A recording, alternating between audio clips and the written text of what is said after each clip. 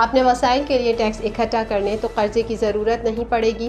وزیر اعظم شہباز شریف کا federal board of revenue headquarters کا دورہ۔ شہباز شریف کا IMF معاہدے پر وفاقی وزیر خزانہ سمیت پوری ٹیم کو خراج تحسین پیش۔ نواز شریف کا مخصوص نشستوں پر عدالتی فیصلے پر اظہار حیرت۔ پارٹی رہنماؤں کا اجلاس طلب۔ صدر مسلم لیگ نون نواز شریف کی سپریم کورٹ کے فیصلے پر پارٹی رہنماؤں سے مشاورت۔ اجلاس میں اہم فیصلے متوقع۔ سزا کے خلاف اپیلیں منظور۔ عدالت نے عمران خان اور بشریٰ بی بی کو عدت میں نکاح کیس سے بری کر دیا۔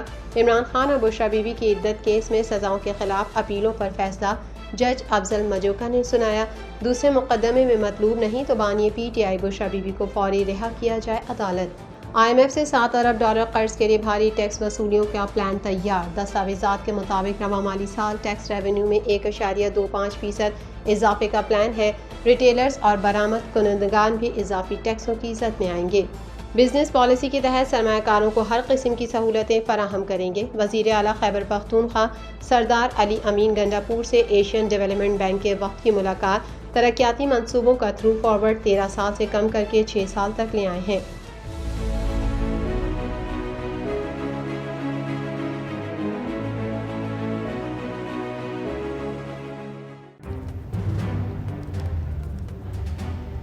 Islamic Finance TV, the only TV channel of the fastest growing Islamic economy in the world and the prime mover of Islamic finance news. Follow us on our social media handles and watch our reports and educational program at www.islamicfinancetv.com. For advertisement, please contact us at islamicfinancetv@gmail.com.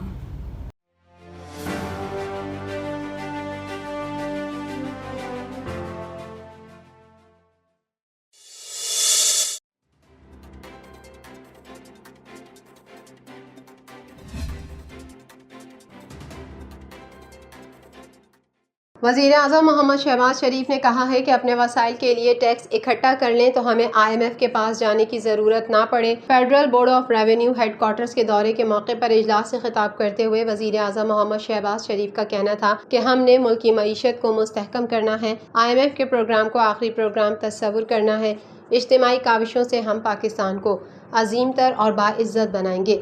انہوں نے کہا کہ IMF سے staff level کا معاہدہ ہو چکا ہے، IMF کا ایگزیکٹو بورڈ معاہدے کی منظوری دے گا۔ ہم نے IMF سے جان چھڑانی ہے۔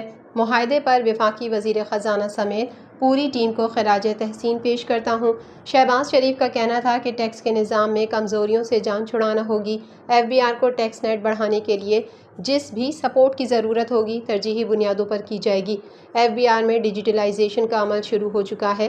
وزیر اعظم کا مزید کہنا تھا کہ پاکستان اپنے وسائل سے اربوں کھربوں ٹیکس کی مد میں اکٹھا کر لے تو ہمیں چند اربوں کے لیے IMF میں جانے کی ضرورت پیش نہ آئے۔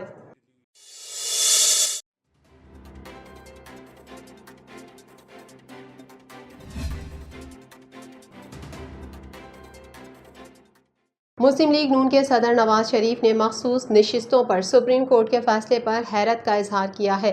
ذرائع کا کہنا ہے کہ صدر مسلم لیگ نون نواز شریف کی پارٹی رہنماؤں کے ساتھ ملاقات ہوئی ہے جس میں انہوں نے سپریم کورٹ کے فیصلے پر پارٹی رہنماؤں سے مشاورت کی ہے۔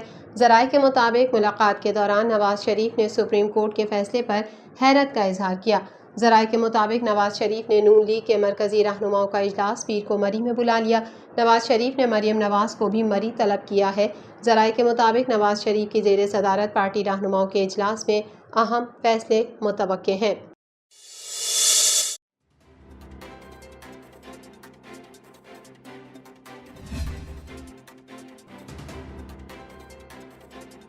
اسلام آباد کی عدالت نے عمران خان اور بشریٰ بی بی کے خلاف دوران عدت نکاح کیس میں سزا کے خلاف اپیلیں منظور کرتے ہوئے انہیں بری کر دیا۔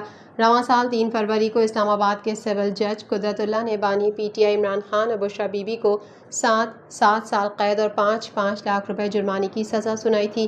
عمران خان اور بشریٰ بی بی کی عدت کیس میں سزاؤں کے خلاف اپیلوں پر آج جج افضل مجوکا نے فیصلہ سنایا جس میں عدالت نے کہا کہ میڈیکل بورڈ اور علماء کی رائے سے متعلق دونوں درخواستیں مسترد کی جاتی ہیں۔ عدالت نے مختصر فیصلہ سناتے ہوئے دونوں کی سزائیں کالعدم قرار دیں اور بری کرنے کا حکم دیا۔ عدالت نے کہا کہ دوسرے مقدمے میں مطلوب نہیں تو بانی P T I Bushra Bibi کو فوری رہا کیا جائے۔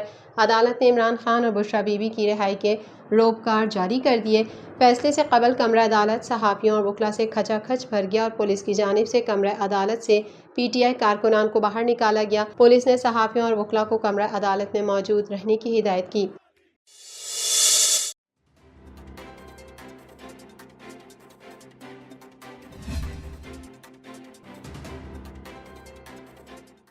پاکستان نے آئی ایم ایف سے $7 ارب قرض کی وصولی کے لیے بھاری ٹیکس وصولیوں کا پلان تیار کر لیا۔ پاکستان نے آئی ایم ایف کو 3 سال میں ٹیکس ریونیو میں 3,724 ارب روپے اضافے کی یقین دہانی کروا دی۔ وزارت خزانہ کی دستاویزات کے مطابق رواں مالی سال ٹیکس ریونیو میں 1.25% اضافے کا پلان ہے۔ زرعی شعبے سے حاصل آمدنی کو ٹیکس نیٹ میں لانا بھی شرائط میں شامل ہے۔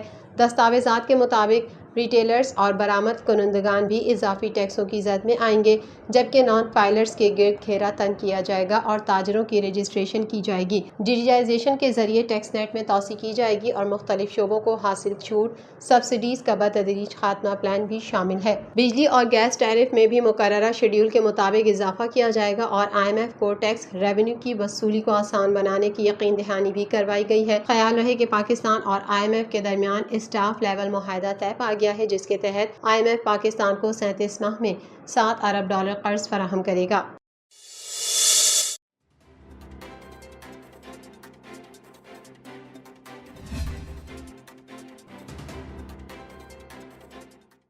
وزیر اعلیٰ خیبر پختونخوا سردار علی امین گنڈاپور سے ایشین ڈیولپمنٹ بینک کے وفد نے ملاقات کی۔ وزیر اعلیٰ خیبر پختونخوا علی امین گنڈاپور نے کہا، ہم ترقیاتی منصوبوں کا تھرو فارورڈ 13 سال سے کم کر کے 6 سال تک لے آئے ہیں۔